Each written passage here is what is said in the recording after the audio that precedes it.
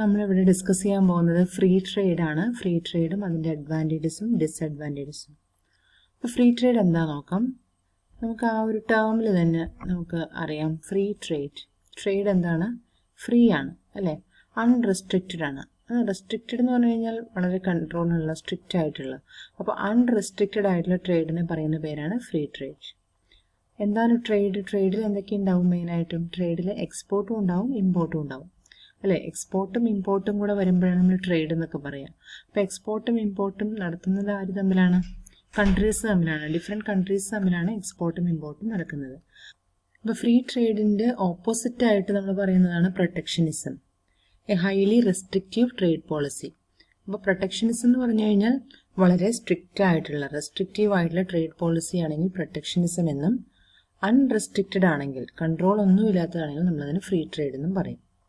Okay, free ട്രേഡിൻ്റെ ഒരു definition നമുക്ക് നോക്കാം.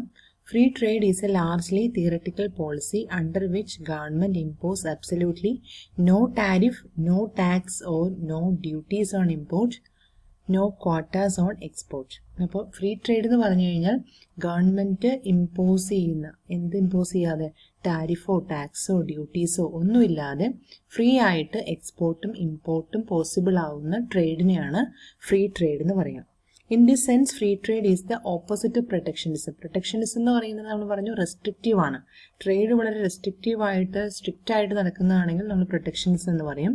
ഫ്രീ ആയിട്ട് നടക്കുകയാണെങ്കിൽ അവിടെ ഒരു ടാക്സോ ടാരിഫോ ഡ്യൂട്ടീസോ ക്വാട്ടാസ് എന്ന് പറയുന്നതോ, എക്സ്പോർട്ട് നടത്തുമ്പോഴുള്ള ക്വാട്ട, എത്ര ക്വാണ്ടിറ്റി നമുക്ക് ഇമ്പോർട്ട് ചെയ്യണമെന്നുള്ള ക്വാട്ടാസോ ഒന്നുമില്ലെങ്കിൽ നമ്മളതിന് ഫ്രീ ട്രേഡ് എന്ന് പറയും. ഫ്രീ ട്രേഡിൻ്റെ മെയിനായിട്ടുള്ള അഡ്വാൻറ്റേജസ് നമ്മളിവിടെ പോയിന്റ്സ് കൊടുത്തിട്ടുണ്ട്. ഒന്ന്, ഇക്കണോമിക് ഗ്രോത്തിനെ സ്റ്റിമുലേറ്റ് ചെയ്യാനായിട്ട് ഹെൽപ്ഫുൾ ആണ്. ഇക്കണോമിക് ഗ്രോത്ത് ബൂസ്റ്റ് ചെയ്യാനായിട്ട് ഹെൽപ്ഫുൾ ആണ്. കൺസ്യൂമേഴ്സിനെ ഹെൽപ്ഫുൾ ആണ്. അതുപോലെ തന്നെ ഫോറിൻ ഇൻവെസ്റ്റ്മെൻറ്റ് ഇൻക്രീസ് ചെയ്യും.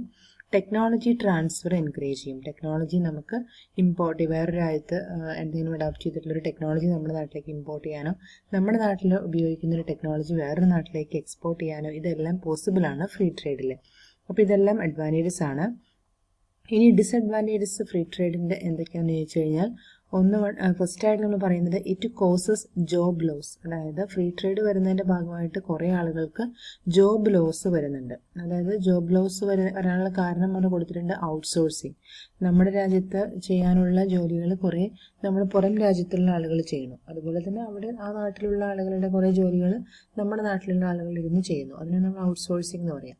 അപ്പോൾ ഇതുവഴി ജോബ് ലോസ്, ഫ്രീ ആയിട്ട് നമുക്ക് അങ്ങോട്ടും ഇങ്ങോട്ടും ട്രേഡ് നടത്താൻ പറ്റുന്നത് കൊണ്ട് തന്നെ ഇത് ജോബ് ലോസിന് കാരണമാവും. അതുപോലെ തന്നെ ഇൻ്റലക്ച്വൽ പ്രോപ്പർട്ടിയുടെ തെഫ്റ്റിന് കാരണമാവും. അതായത് നമ്മുടെ ഒരു പേറ്റൻറ്റ് പോലെയുള്ള കാര്യങ്ങൾ ഇല്ലാതെയാവും. അതേപോലെ പുവർ ആയിട്ടുള്ള വർക്കിംഗ് കണ്ടീഷൻസ് ഉണ്ടാവാനായിട്ടുള്ള സാധ്യതയുണ്ട്. ഫ്രീ ട്രേഡ് വഴി വർക്കിംഗ് കണ്ടീഷൻസ് വളരെ പുവർ ആവാനുള്ള ചാൻസ് ഉണ്ട്. എൻവയോൺമെൻറ്റിനെ ബാഡ്ലി എഫക്റ്റ് ചെയ്യണം. അതുപോലെ തന്നെ റവന്യൂ റെഡ്യൂസ് ചെയ്യാനുള്ള ചാൻസ് ഉണ്ട്. അപ്പോൾ ഫ്രീ ട്രേഡ് എന്താണെന്ന് മനസ്സിലാക്കി വയ്ക്കുക. There is no government restrictions in import and export of goods and services.